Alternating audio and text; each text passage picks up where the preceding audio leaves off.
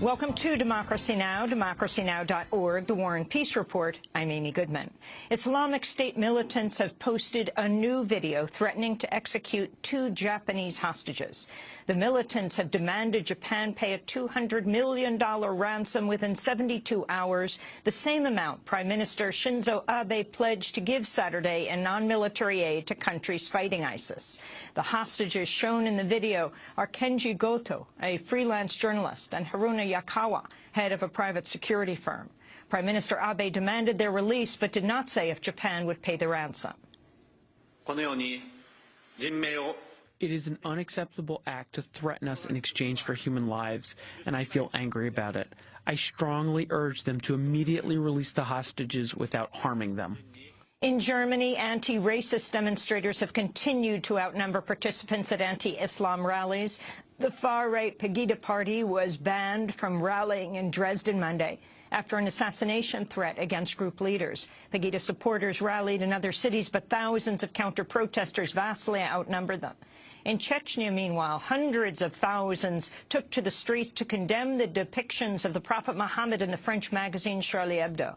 The rally has been called the largest ever held in the North Caucasus. Fox News has apologized for broadcasting false information about Muslims in the wake of the attacks on Charlie Hebdo and a kosher market in Paris. Last weekend, self-described terrorism expert Steve Emerson claimed on Fox News that parts of Europe, including the entire English city of Birmingham, were totally Muslim areas where non-Muslims don't go. Emerson was forced to apologize, but the claim about so-called no-go zones was repeated by other Fox guests and anchors. On Saturday, according to a CNN money tally, Fox News took time out of 4 broadcasts to apologize. Julie Banderas issued the broadest apology directed at the people of England and France. A correction now. Over the course of this last week, we have made some regrettable errors on air regarding the Muslim population in Europe, particularly with regard to England and France. Now, this applies especially to discussions of so-called no-go zones, areas where non-Muslims allegedly aren't allowed in and police supposedly won't go. To be clear, there is no formal designation of these zones in either country and no credible information to support the assertion there are specific areas in these countries that exclude individuals based solely on their religion. The Fox apology came just hours after Julie Banderas interviewed a guest who falsely claimed 69% of Muslims in France support ISIS, a claim Fox subsequently corrected. Meanwhile, Louisiana Republican Governor Bobby Jindal is in London, where he's continued to claim the no-go zones exist. Jindal, who is considered a possible contender for the Republican presidential nomination in 2016, told CNN, quote, "Look, I've heard from folks here that there are neighborhoods where women don't feel comfortable going in without veils." In the southeast African country of Malawi, devastating floods have killed at least 176 people and displaced 200,000. Rescuers have rushed to bring aid to people cut off from food and supplies. The floods come as NASA climate scientists confirmed 2014 was the hottest year on record due to human-caused climate change. 2014, the year just ended, was the warmest year on record, going back to when the record started in the 1880s. What was found for 2014 was that 2014 was about 1¼ degrees Fahrenheit warmer than the average temperature of the Earth during the 20th century. In Central African Republic, a woman working for the United Nations peacekeeping mission has been kidnapped by gunmen in the capital, Bangui.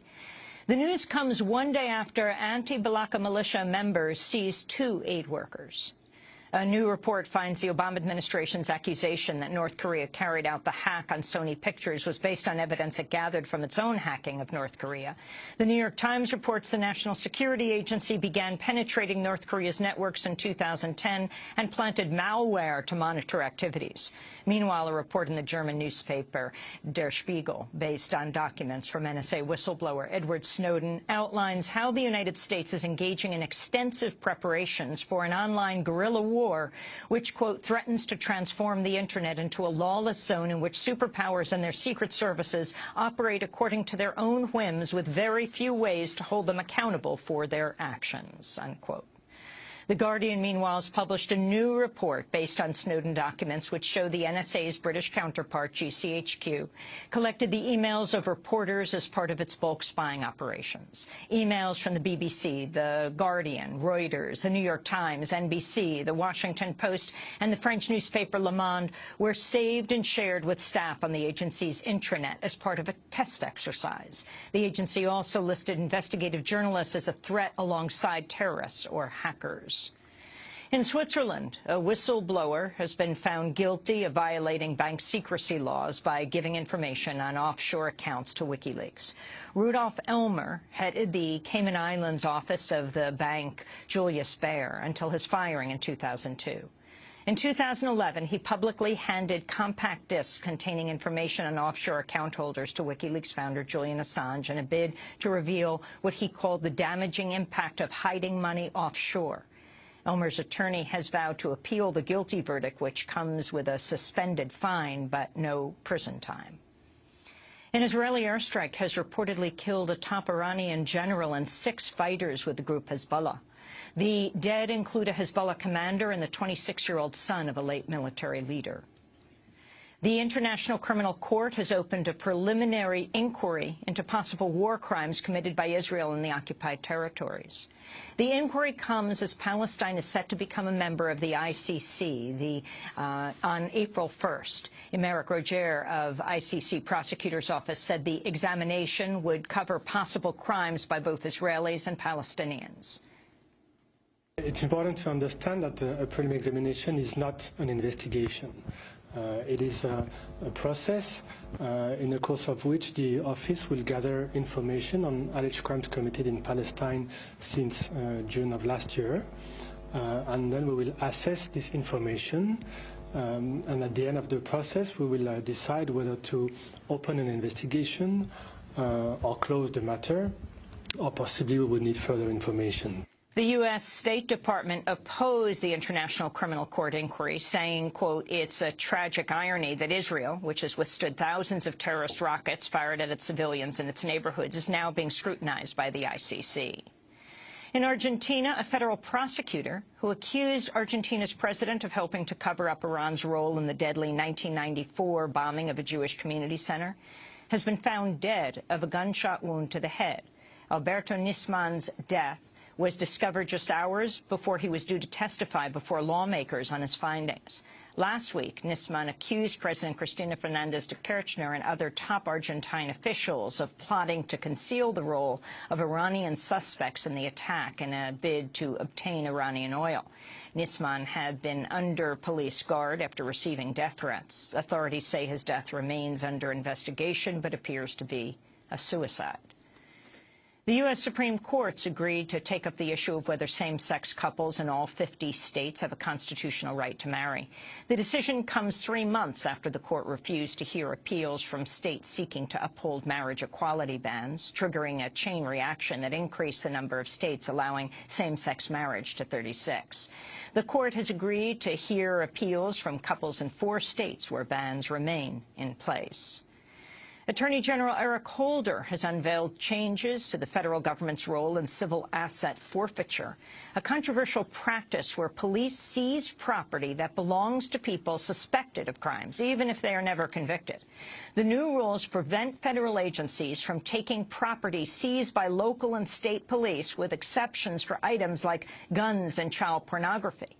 In a statement, the ACLU called the move, quote, a significant advancement to reform a practice that is a clear violation of due process that's often used to disproportionately target communities of color, they said.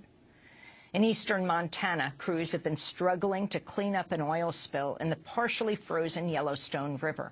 The Bridger Pipeline Company has acknowledged 50,000 gallons of oil spilled from a burst pipeline.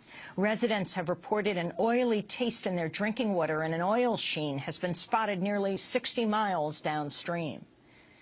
A new study from Oxfam finds the world's 80 richest people own as much as the bottom half of the world combined.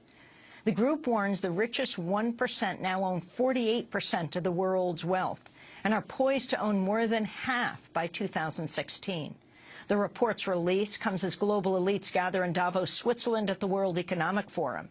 Speaking in Davos, Oxfam's Max Lawson urged world governments to take action. The clear message that governments should take away from Davos is that they should tax the rich. They should tax rich people and rich corporations progressively and fairly. Rich individuals, and particularly the richest individuals, should pay a reasonable level of tax, the kinds of levels of tax they were paying as recently as the 1990s. President Obama is expected to propose new taxes on wealthy Americans during his State of the Union address tonight. New York City has agreed to pay $75,000 to an African-American man who said he was placed in a police chokehold in 2013. Kevin Dennis Palmer said he was approached by police while parallel parking outside his home in Brooklyn. When he couldn't get out of the car quickly due to his large frame, police tried to pull him through a window, pepper sprayed him, slammed him to the ground, and placed him in a chokehold while he yelled, "I can't breathe." The case closely mirrors that of Eric Garner, the African-American man killed in Staten Island when police placed him in a chokehold and pinned him down. He said, "I can't breathe," 11 times. New York City Council is considering a bill that would make police chokeholds a misdemeanor, but New York City Mayor Bill de Blasio has said he would veto it.